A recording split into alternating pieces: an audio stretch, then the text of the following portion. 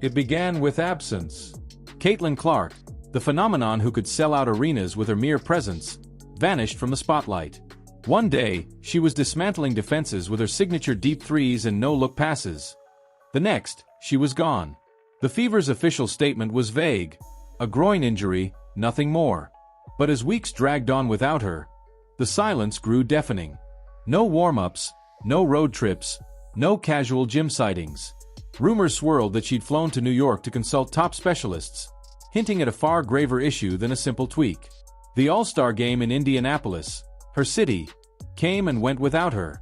Fans who'd spent months anticipating her homecoming were left staring at an empty court, their cheers hollow without their star. Social media erupted with theories. Was her season over? Was the team shielding her from the WNBA's brutal physicality? The Fever offered nothing, no timeline, no reassurance. Just an impenetrable wall of silence that fueled frustration and fear. Then, on a crisp Monday morning, the atmosphere inside Gainbridge Fieldhouse shifted. The air crackled with anticipation, as if the building itself knew something monumental was about to unfold. Caitlin Clark stepped onto the court, not in street clothes or as a spectator, but in full practice gear, her eyes blazing with the intensity that had made her a household name. The moment she picked up a basketball, the gym fell silent. Teammates paused mid-conversation, coaches leaned forward, and the medical staff hovered like sentinels. This wasn't a routine session. This was a crucible, a 10-minute trial that would decide whether Clark could reclaim her place as the Fever's heartbeat or remain sidelined, watching her team's championship hopes fade. Practice footage leaked online within minutes, courtesy of reporter Scott Agnes, and the internet exploded. Fans dissected every frame, searching for signs of hesitation or weakness. But what the cameras missed was far more telling. From the first whistle, Clark was a force unleashed. No tentative steps, no cautious jogs. She attacked the court with a ferocity that silenced doubters.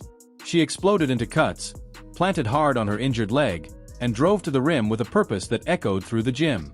Head coach Stephanie White stood courtside, arms crossed, her gaze surgical. She wasn't watching for highlights. She was searching for any flinch, any sign of pain. There was none. Clark moved like a woman possessed, draining deep threes, slicing through defenders, and shrugging off contact like it was nothing. When Sophie Cunningham, known for her physicality, bodied her up in a defensive drill, it was a deliberate test. Clark didn't back down. She lowered her shoulder, powered through, and kept going, her response a resounding declaration. "I'm ready." This wasn't just about physicality. The mental toll of injury can break even the strongest athletes, leaving them tentative, haunted by the fear of re-injury.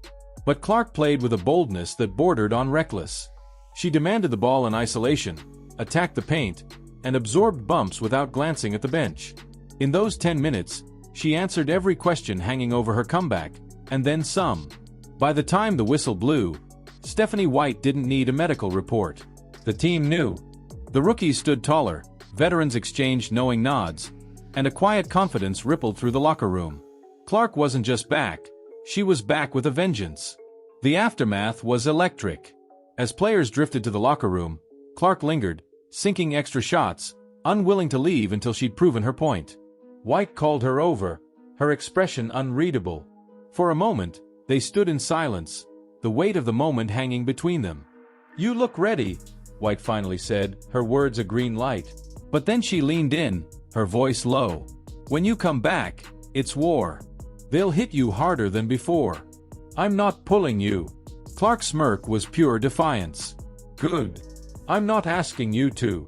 It was a pact, sealed without fanfare, between a coach and a player who both understood what was at stake. The Fever's season was no longer about survival.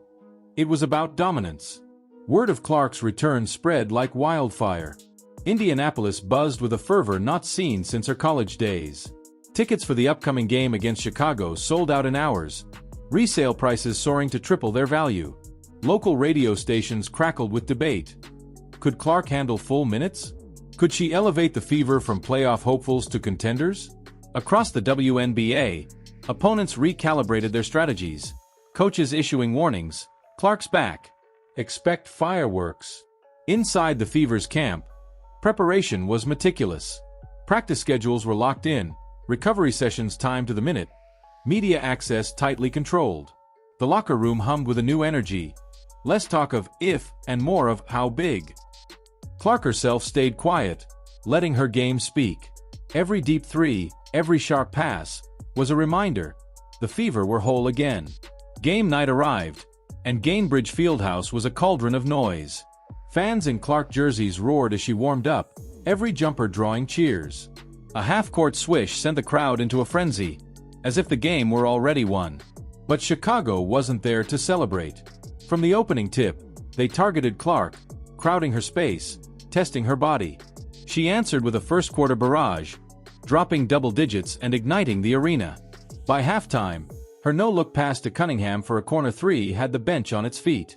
The second half was a war of attrition, Chicago clawing back to within 2 points. In the final minutes, White called a timeout, drawing up a play for Clark.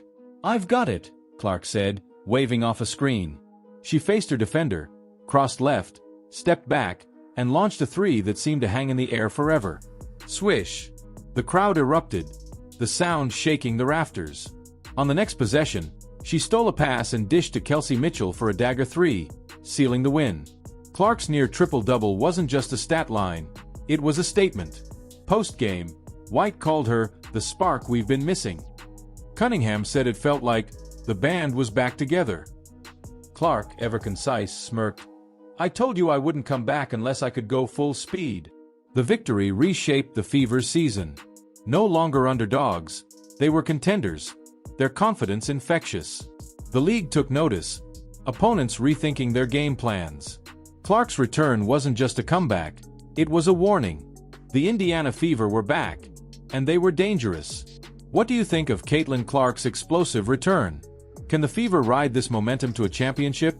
Or is the physical toll too great a risk? Drop your thoughts in the comments, hit that like button if you're hyped for what's next, and subscribe for more stories that bring the game to life.